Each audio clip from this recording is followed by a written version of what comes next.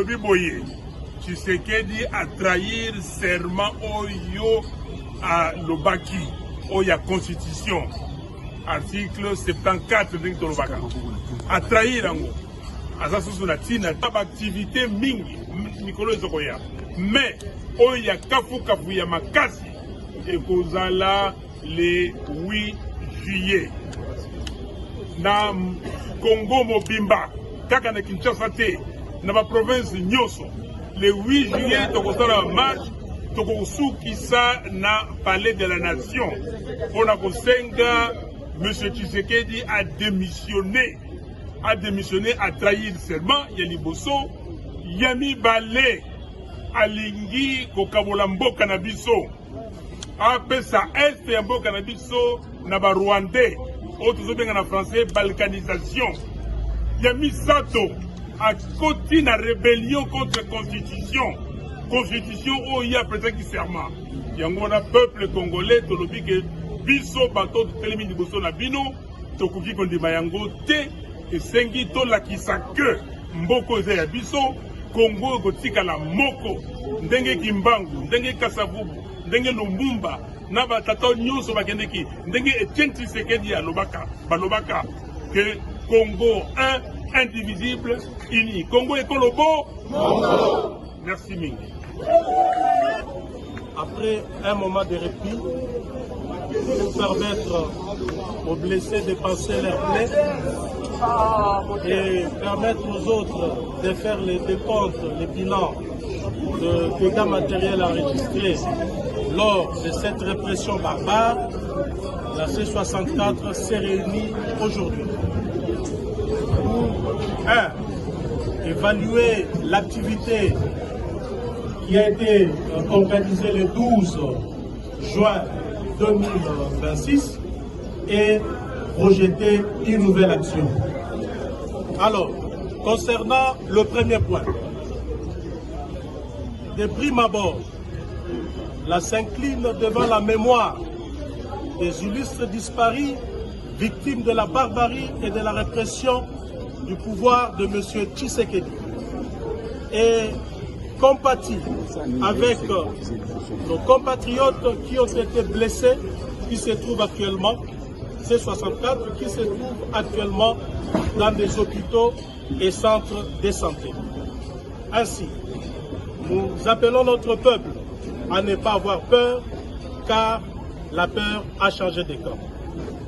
Deuxièmement, la C64 a tablé sur les prochaines activités.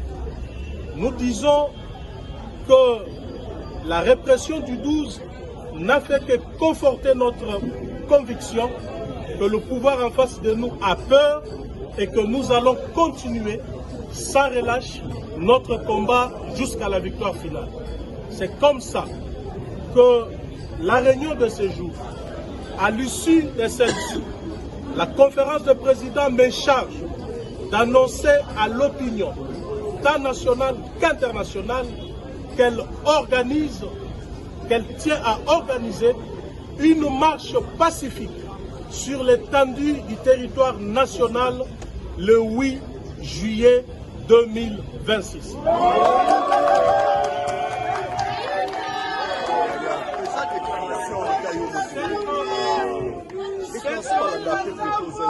Aura pour itinéraire, pour, je dirais, point de chute finale, le palais de la nation.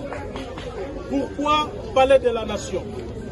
Parce que nous estimons que Tshisekedi a trahi son serment.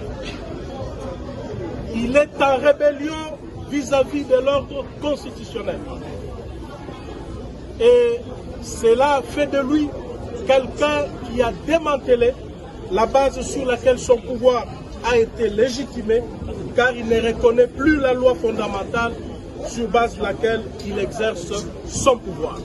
Et nous estimons qu'au nombre de tous ces griefs, que Tshisekedi est indigne de porter la veste du président de la République. Et notre peuple, désormais, ne devra plus reconnaître Tshisekedi comme président de la République Et ce jour-là, le 8, tous ensemble, nous allons marcher jusqu'au Palais de la Nation pour lui démontrer notre désaveu total et exiger qu'il puisse démissionner de sa fonction de président de la République.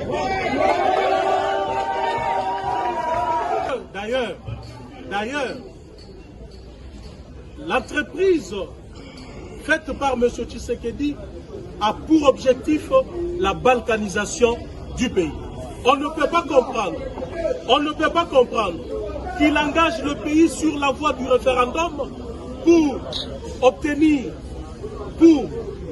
une nouvelle constitution afin d'obtenir un mandat illimité pendant qu'il est assuré qu'il ne pourra jamais mettre ses pieds à Goma et à Bukavu pour organiser les 10 référendums. Ce qui sous-entend que Tshisekedi est dans un plan de laisser la partie est occupée par le M23 au Rwanda, et cela fait partie de la stratégie entre lui et Paul Kagame. Nous disons que pour cela, le peuple doit s'élever comme un seul homme. Le peuple doit se dire que notre avenir est en péril. Notre démocratie vacille et le pays risque de disparaître si vous ne vous levez pas, si vous n'abandonnez pas la peur, si vous ne vous dites pas que c'est Tshisekedi le problème et c'est lui qui doit partir pour nous laisser notre pays entier comme il avait obtenu en 2019.